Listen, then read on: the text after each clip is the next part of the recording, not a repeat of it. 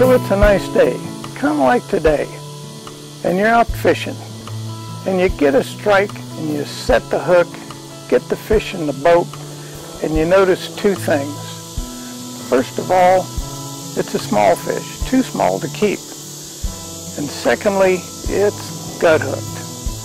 So you do what the experts tell you to do, which is to cut the line as close as you can to the hook and put the fish back in the water. And the fish kind of slowly, half-heartedly swims away. And you know in your heart of hearts that that fish is probably not going to survive. Hi, I'm Bill Trice, founder of OLPHARTS Fishing Products. The only way to prevent what just happened is to quit fishing. Yeah, that's going to happen. But I'm here to show you something that'll make that a really rare event. Now, we all know that circle hooks do the least damage to the fish that are caught and released. Why is that? Because 95% of the time they're hooked in the corner of the mouth and can be quickly and easily released most of the time without even touching them. But circle hooks are used almost exclusively with either live bait or cut bait. That is, until now. Presenting the world's first weedless circle hook and bait screw. Now you can use your favorite soft bait as well as either live or cut bait with the extra advantage of using a weedless circle hook. Let me show you how all that works. This is the packet that contains 3 circle hooks, 3 complete weed guard assemblies, and 4 bait screws. This is what the circle hook looks like. This is the weed guard assembly with the heart-shaped metal part and the soft tube, and this is the bait screw. On the other side of this looks like this, and this is a complete assembly instructions, so simple that even a caveman could do it. This is the whole apparatus assembled. You've got the weed guard, of course you got the hook, and the bait screw. Now when you're setting up and making sure that the weed guard is in the right spot, you want it just where it is right now, where the hook point starts to make that 90-degree turn toward the shaft, and test it by pushing light pressure on it, and it comes off and swings out of the way. Now what holds this thing on is when you're pulling it through the water, the pressure holds it over the tip of the hook. When the fish strikes, it stops and it's easy to come off.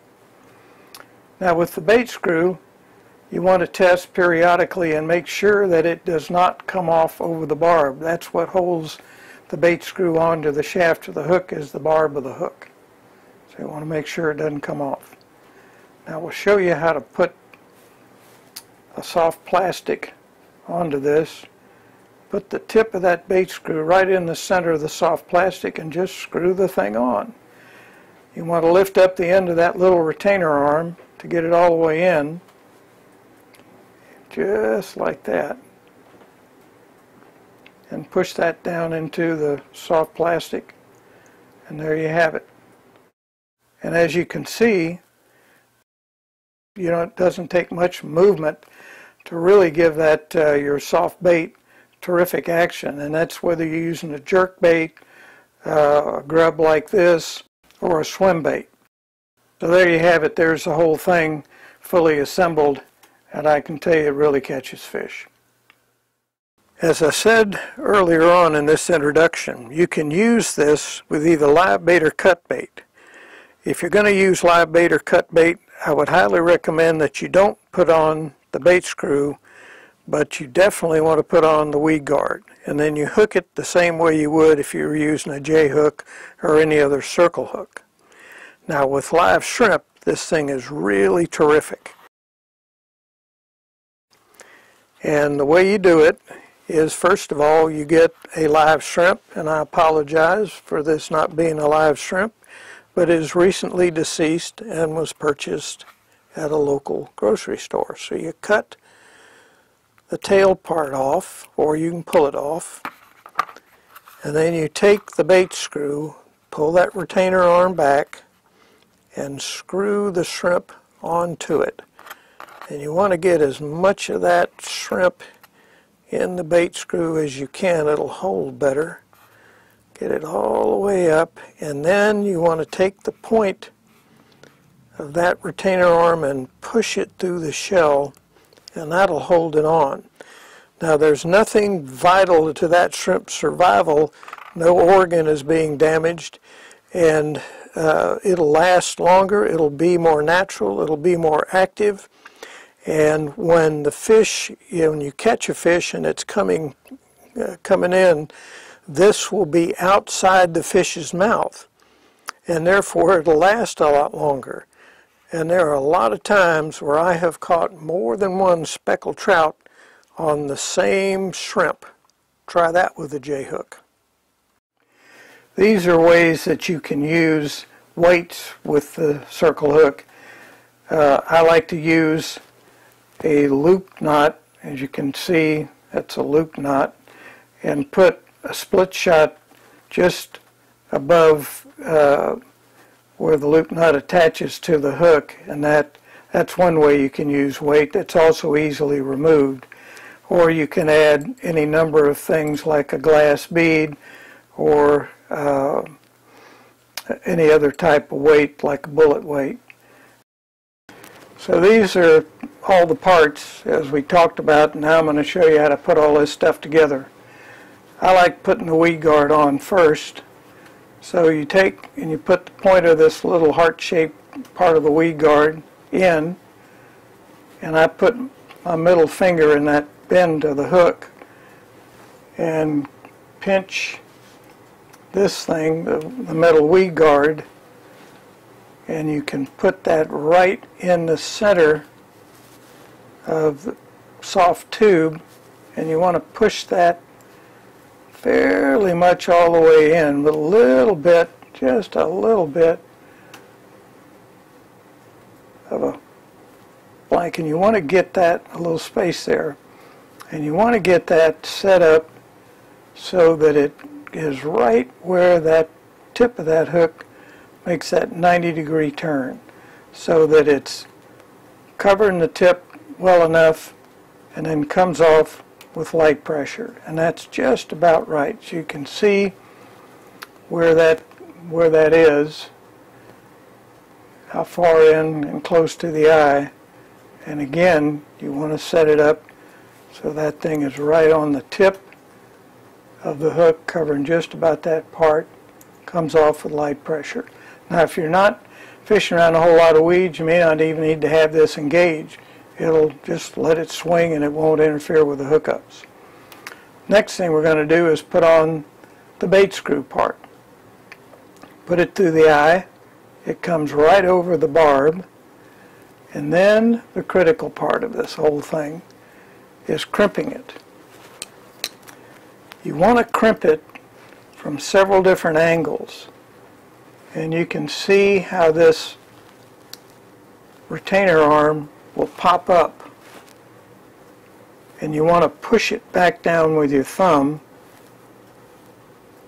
so that it'll stay in place. I usually bend it a little. And the other thing that I do is crimp it from more than one angle. There are all kind of directions in the packets, but these are a little extra. You'll see there's a little more that you can do in the way of crimping it.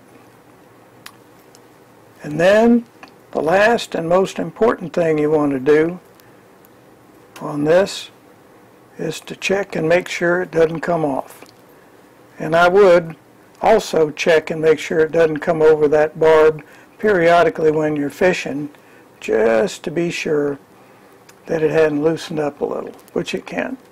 But that's how it's pretty easy to do. Simple. Just want to say a few things about using this. There is a learning curve on it, especially for people who've been used to fishing with J-hooks most of their life. And not setting the hook is sort of a hard reflex not to do.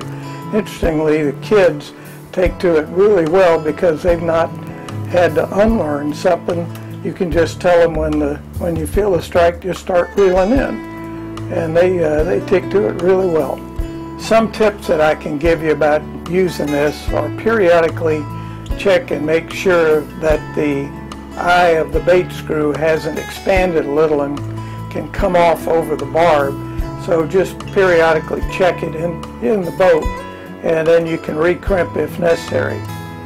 Now the other thing is, sometimes you will not be able to hook the fish when it strikes, and that can be for a lot of different reasons.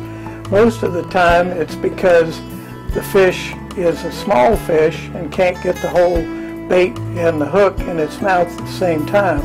The other thing though that's really important is to make sure that the point of the hook is sharp, and the way you do that is you check by taking the point of the hook and you drag it over your thumbnail.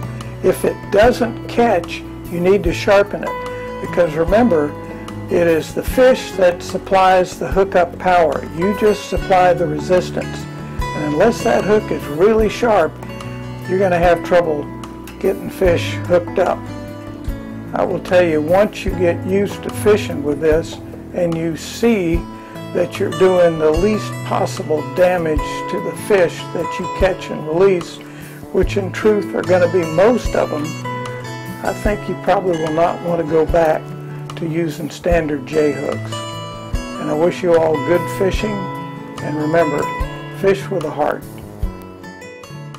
For more details about using this hook and for more tips and advice, please go to our website. There's an awful lot of really good stuff on there.